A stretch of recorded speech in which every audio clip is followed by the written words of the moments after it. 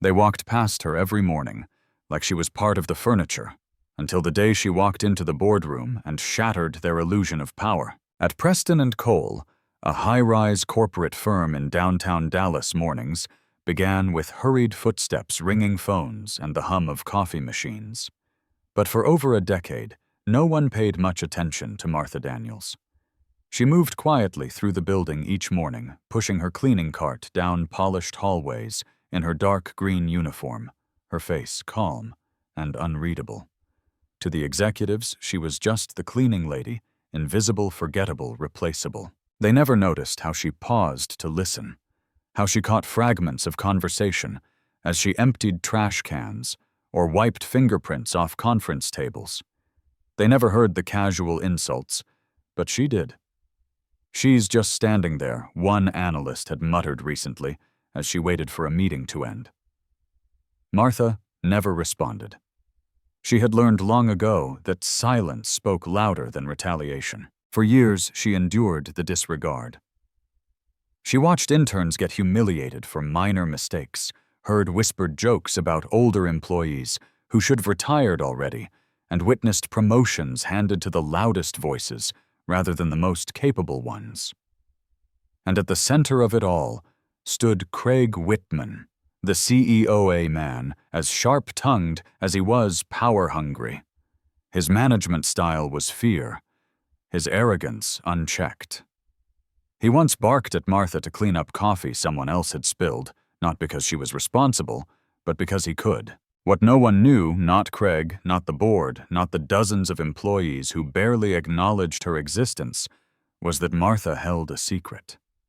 One that could shake the entire foundation of Preston & Cole. Years earlier, Martha's late husband, Frank Daniels, had been an early investor in the company, buying shares when few believed in its future. When he passed unexpectedly, he left everything to Martha, including a controlling stake in the firm. At first, she hadn't known what to do with it.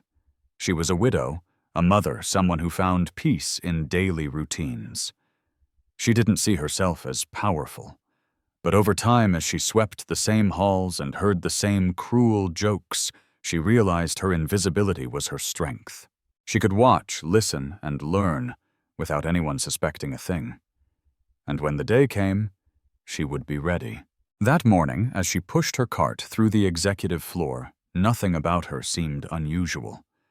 But beneath her steady hands and quiet eyes was a woman approaching her breaking point. The people who had mocked her for years were about to discover something that would change everything. Because Martha Daniels wasn't just here to clean up after them, she was here to clean house. Preston & Cole looked sleek on the outside, but inside it was built on arrogance, fear, and silence. And Martha Daniels had seen it all. To the world, Preston & Cole was a success story. The company's glass tower gleamed in the Dallas skyline, its executives featured in business magazines and podcasts celebrating record profits and expansion. But the shine stopped at the marble floors of the executive suite.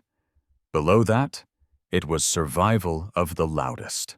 Martha had witnessed the rot from the inside, not from a corner office, but from the hallways, the break rooms, the forgotten corners of the building where real stories unfolded. Promotions weren't earned through integrity or hard work. They were bought with flattery, manipulation, and office politics.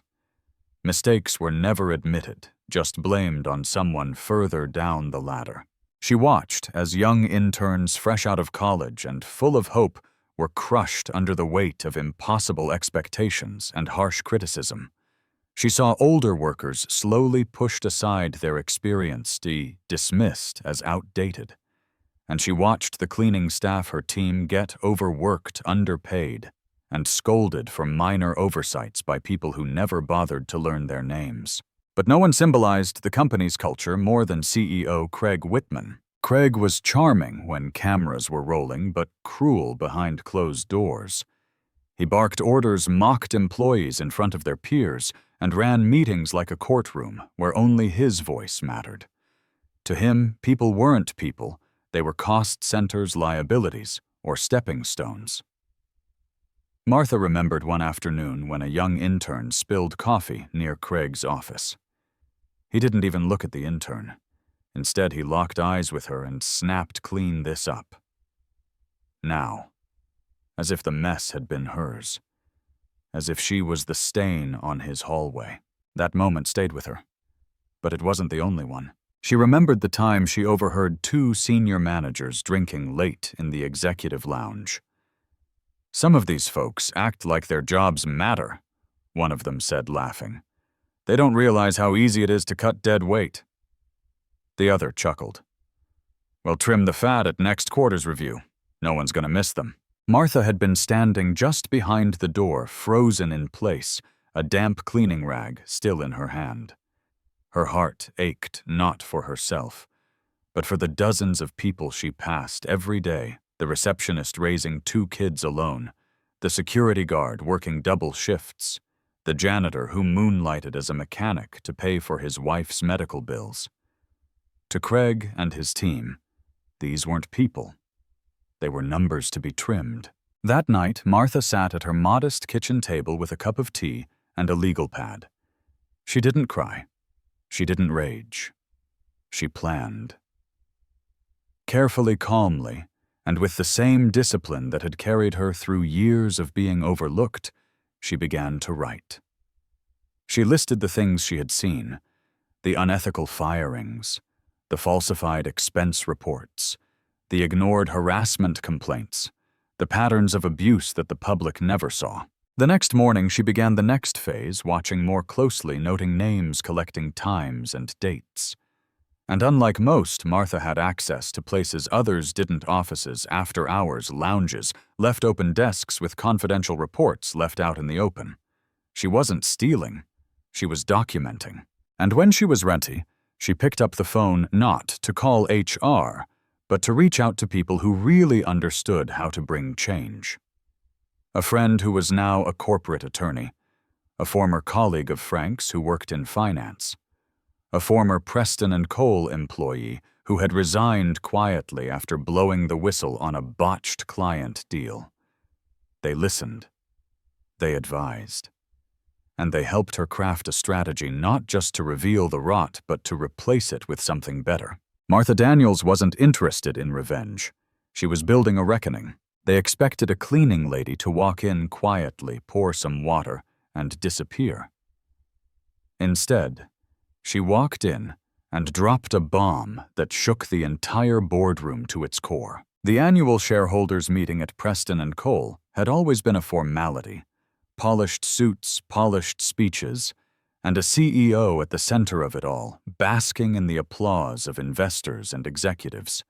That morning, the boardroom gleamed under soft light, its floor-to-ceiling windows framing the Dallas skyline like a corporate painting of power and pride. Craig Whitman, as always, sat at the head of the table. He looked completely in control, laughing softly, with the CFO nodding confidently as assistants handed out quarterly reports.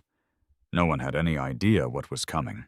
Not until the door opened. Martha Daniels entered with her cleaning cart, just as she had every morning for over a decade. No one even looked up.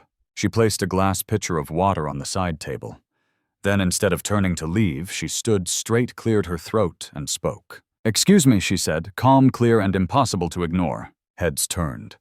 Craig glanced up, briefly, irritation flickering in his eyes. "We're in the middle of something," he said sharply. "If you need to clean, come back later." "I'm not here to clean," Martha replied, her voice unwavering. "I'm here because I have something to say, and the authority to say it." Craig leaned back in his chair, arms folded. "Unless you're on the agenda, I suggest you step out." Martha didn't flinch. She stepped forward and laid a thick folder on the table in front of him. The cover read, "Preston & Cole Majority Shareholder Report." Silence. "What is this?" one board member asked, frowning. Martha opened the folder slowly, revealing a detailed report full of names, dates, financial statements, employee complaints, and internal memos. Years' worth of documentation. Irrefutable. Damning. Craig's voice boomed across the table. "Who do you think you are walking in here and making accusations? You're the cleaning lady." The room stiffened. Martha looked him square in the eye. "No, Mr. Whitman," she said firmly. "I'm the majority shareholder of this company, and today I'm here to vote for your immediate removal as CEO." The boardroom froze. You could hear the hum of the air conditioner. "You're joking," Craig said, color draining from his face. "Am not," she replied. One by one, the board members began to leaf through the folder. Faces turned from smug to stunned. Martha had detailed the toxic culture, the manipulated expense reports, the unjust terminations, and the cover-ups. She had done her homework, and there was no denying it. "This can't be real," Craig muttered. "She doesn't have the authority." "Yes, I do," she said, pulling out a notarized document confirming her majority share ownership, inherited from her late husband, Frank Daniels, and I'm exercising that authority today. Voices rose. Board members began to murmur some calling for a vote. Craig tried to protest, but he could feel the tide turning. The man who once commanded fear now looked like a cornered animal. Within minutes, the board held an emergency vote, just as Martha had prepared for. The result was unanimous. Craig Whitman was fired. Security was called in to escort him out. And for the first time, the man who had towered over others with his arrogance now looked small, insignificant. Martha didn't raise her voice, didn't gloat. She stood tall, calm, and resolved as she watched justice being served. And for the first time in years, the people in that room saw her not as background noise, but as the force that had just changed everything. The whispers started the next morning. Only this time, they weren't mocking. They were filled with awe. By 9 a.m., the news had spread to every corner of Preston and Cole. Craig Whitman, the untouchable CEO, had been removed by the cleaning lady. Or rather by Martha Daniels, the woman no one saw coming. Break rooms buzzed with disbelief. "She was the majority shareholder all this time," one assistant whispered. "She used to mop the hallway outside his office," another added, shaking her head. But there was no ridicule now, only stunned admiration and a growing sense of respect. Martha, however, didn't bask in the attention. She didn't strut through the halls or demand recognition. She simply came back to work, only this time not with a mop, but with a clipboard and a mission. Her first order of business was simple start. Where it hurt most, the people who had been ignored, underpaid, and overlooked for years. Raises were issued for the cleaning staff, maintenance workers, and security personnel. Martha made it clear the foundation of a company wasn't built on high-rise offices and glass walls. It was built on the people who kept it running day in and day out. Next, she restructured the Human Resources Department. For years, complaints of harassment and discrimination had been ignored or buried. Not anymore. She brought in a third-party watchdog group to investigate past reports and ensure future accountability. New policies were introduced, ones that centered on inclusion, dignity, and transparency. She didn't stop there. Martha scheduled monthly town hall meetings open to every employee from interns to directors. She invited people to speak, to share ideas, to raise concerns without fear of retaliation. She listened. She took notes. And she followed through. The change was immediate and visible. People walked taller in the hallways. The receptionist no longer forced a smile, but wore a real one. Janitors were greeted by name. Even upper management, what remained of it, began showing signs of humility. Martha hadn't just cleaned up a leadership problem. Scrubbed away years of built-up cynicism and fear. One afternoon, a young intern, the same one Craig Whitman had once humiliated for spilling coffee, approached her in the hallway. "Miss Daniels," he said hesitantly. She turned, smiling gently. "Yes, I wanted to say thank you. Not just for what you did, but for what you're doing. This place feels different now. Like we actually matter." Martha's eyes softened. "You always mattered," she said. "Some people just refused to see it." Outside, the Dallas skyline glinted in the afternoon sun, casting reflections across the glass exterior of Preston and Cole. But inside, something far more meaningful had begun to shine: dignity, fairness, and a sense of shared purpose. Martha stood for a moment quietly observing the new rhythm of the office. She once wandered like a ghost. She wasn't looking for praise. She wasn't chasing legacy.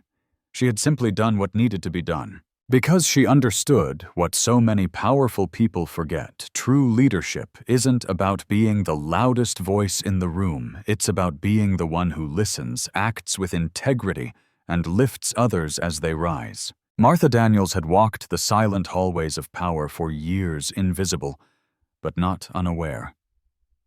And when the time came, she didn't yell. She didn't threaten. She simply stood up and changed everything. Life didn't change overnight at Preston and Cole, but it changed because someone finally saw what others chose to ignore. Martha Daniels didn't seek revenge, applause, or power. She simply wanted something better for everyone who had been silenced, overlooked, and dismissed. And in doing so, she reminded an entire company that dignity isn't a luxury reserved for the few. It's a right for all.